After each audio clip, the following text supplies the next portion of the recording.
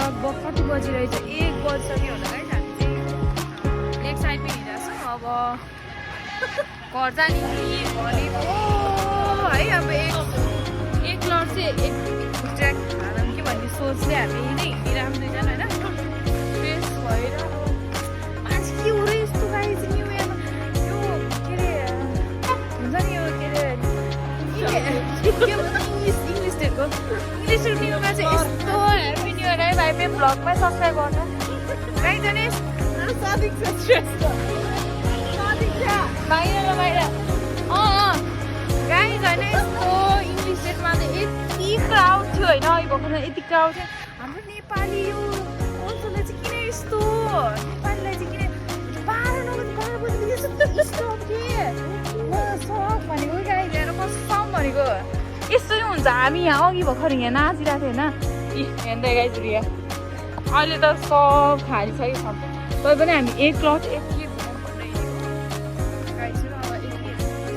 मान्छेहरू सब घर गइसक्यो होइन माइ गड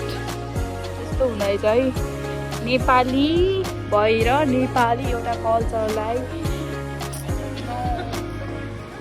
मलाई यो एकदम मलाई चाहिँ कस्तो मनै परेको छैन के यस्तो नि हुन्छ लेक साइडमा इङ्ग्लिस डेटमा त भाइ खुट्टा टेक्ने ठाउँ हुँदैन गाइजहरू होइन आउनुभयो कि आउनु होइन हजुरहरू होइन खुट्टा टेक्ने ठाउँ हुँदैन कि तर पहिला नै आइसक्यो इङ्ग्लिस डेटमा आउनुभयो कि नै इङ्ग्लिस डेटको न्यु इयरमा इन्डियन न्यु इयर आएको थियो तर कस्तो खुट्टै रहने मान्छे धगाइनु हुन्छ कि अनि नेपाली ल्याउनु त 12 बजी त्यो मान्छेहरू सब सुरु गरेर गइहाल्छन् कि कस्तो ठिस लाग्ने अन्त कस्तो भनेको क्या हामी चाहिँ अलिकति कति रमाइलो गीत भयो हामी चाहिँ यहाँ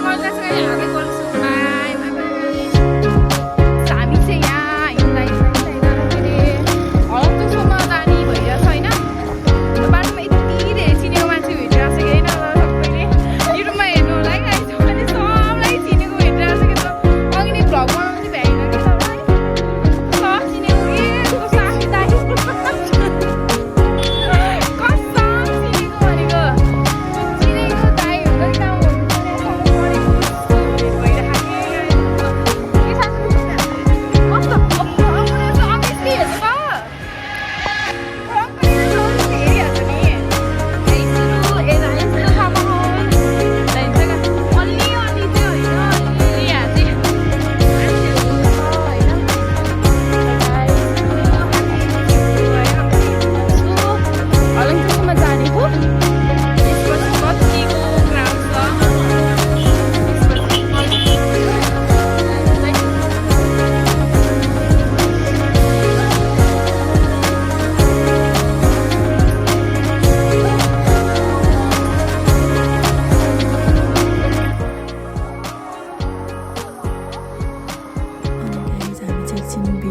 फोटो बनाउनतिर लाग्यौँ साथीहरूमा भएर यहाँ आजको भ्लग चाहिँ कस्तो लाग्यो होला गाइस